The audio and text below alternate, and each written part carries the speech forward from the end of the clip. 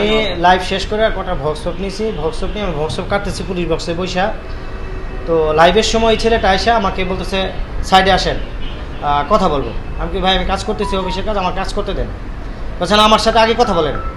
পরে আমি বলছি না ভাই আমার কাজ, অফিস থেকে ফোন দিতেছে, আমি কাজ শেষ করে তারপর কথা বলবো। তো আমি কাজ শেষ করে আমি পুলিশ বক্সে এসে ভক্সপ কাটতেছি।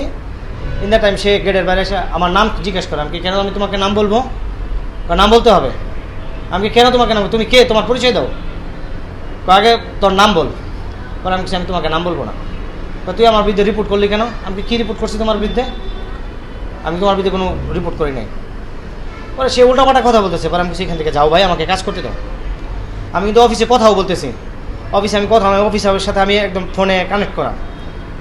তো আমি নিচে বসে মানে মাথা নত করে করতেছে, সে আমার স্ট্যান্ড দিয়ে আইসা মানে কোনো কথা নাই, মানে আইসা ভিতরে ঢুকা সমানে বাড়ি শুরু করছে।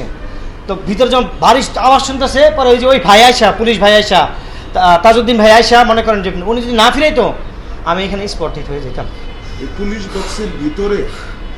পুলিশ বক্সের ভিতরে ওনারা তো সকালে যখন আসছে ওনারা আমাকে ইয়া খুলে দিয়ে বসাইছে, চাটা দিছে, চা খাইলাম, লাইভ করতেছি। এই ভাই আসছে, ভাই কি অবস্থা? ওনারও কাজে মানে ইয়ে করতেছে, মানে জ্যাম লাগতেছে, ছুটাইতেছে, এর মধ্যে ওনারা আসতেছে। ওই ভাইয়ের সাথে উনি বের হয়ে গেছে আর আমি ঢুকছি। পরে ভাই আবার বলতেছে লাইভ শেষ করে আসলেন? আমি জি ভাই লাইভ শেষ করে আসলাম। উনি খালি বের গেল, তার মনে করেন যে 30 সেকেন্ডের ভিতরে এই ঘটনা। এই ছেলেকে আমি জীবনে দেখিও নাই, চিনিও নাই, এবং তাকে আমি কোনোদিন মানে তার সাথে কোনোদিন কথা বলছি কিনা এরকম আমার মনে হয় না।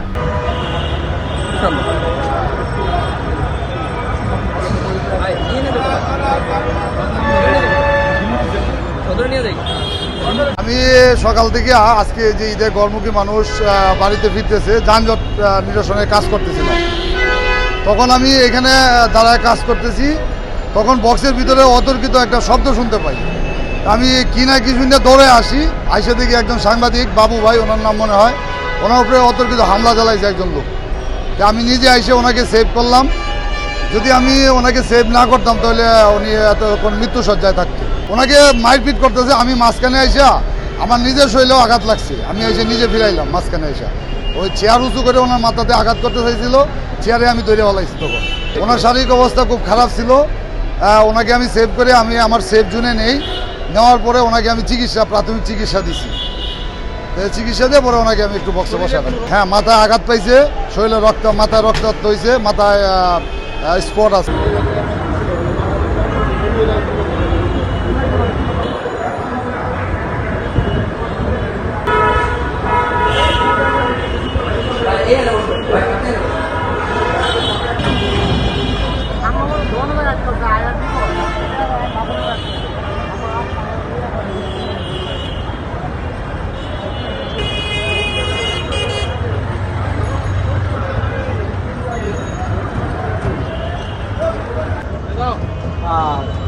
আমার হ্যান্ডকাপটা নিয়ে আপনার কাছে রেখে দিই।